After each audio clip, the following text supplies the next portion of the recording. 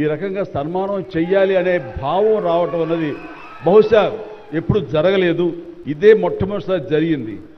దానికి ప్రధానమైన కారణం యువకులు, డైనమిక్ లీడర్ మన ముఖ్యమంత్రి రేవంత్ రెడ్డి గారు, అలాగే వాళ్ళ సహచర మంత్రి వర్యులు వీళ్ళందరూ ఒక్కడిగా అనుకుని స్పందించిన మనసుతోటి మన వాళ్ళని మనం గౌరవించుకోకపోతే ఎలాగ గౌరవించుకోవాలి అంటూ అన్నది నిజంగా చెప్తాను. సభాముఖంగా వారికి నా హృదయపూర్వక ధన్యవాదాలు తెలియజేస్తాను.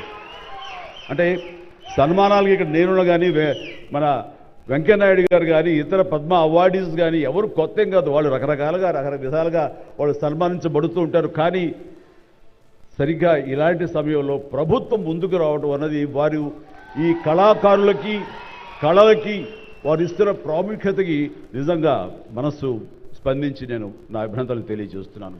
ఇందులో భాగంగా నిన్న మొన్న ముఖ్యమంత్రి గారు అనౌన్స్ చేశారు. ఇక్కడ నంది అవార్డ్స్ అనేవి ఒకప్పుడు ఇస్తూ వచ్చాము. నంది అవార్డ్స్ అనేది తర్వాత అదేదో గత చరిత్రలాగా అయిపోయి మాకు అందరికీ చిన్న డిసప్పాయింట్మెంట్ ఉంది అటు ఇరు రాష్ట్రాల్లో కూడా. అరే కళాకారులు ఇంత నెగ్లెక్ట్ చేస్తున్నారు, ఇంత నిర్లక్ష్యపరుస్తున్నారు, ఎందుకు ఉత్సాహపరచట్లేదు? అది పెద్ద గొప్ప విషయం కూడా కాదు అది. అండ్ అది ఇస్తే కనుక చాలామంది చాలా ఉత్సాహం ఉంటుంది. ఆ ప్రోత్సాహంతో మరింత ముందుకెళ్తారు.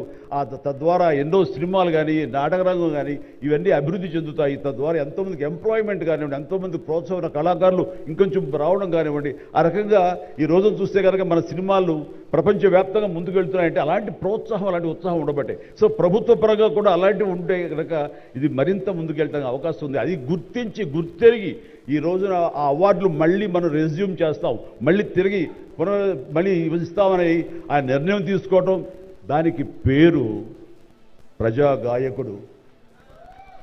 జీవితం అంతా కూడా రెవల్యూషనరీగా మార్పు తీసుకురావాలని ప్రయత్నించే నిరంతర శ్రామిక కళాకారుడు శ్రీ గద్దర్ గారు.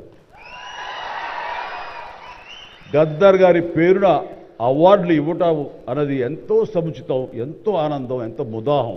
అలాంటి నిర్ణయం తీసుకున్నటువంటి మా ముఖ్యమంత్రి రేవంత్ రెడ్డి గారికి, వారి సహచర్యులకి నేను మనస్ఫూర్తిగా నా హృదయ ధన్యవాదాలు ఈ సభాముఖంగా తెలియజేస్తున్నాను. అండ్ ఇక్కడ నాకు ఈ అవార్డు రావడం ఆనందం, కానీ ఆనందం మరింతగా ఉండటానికి కారణం మేము చిన్నప్పటి నుంచి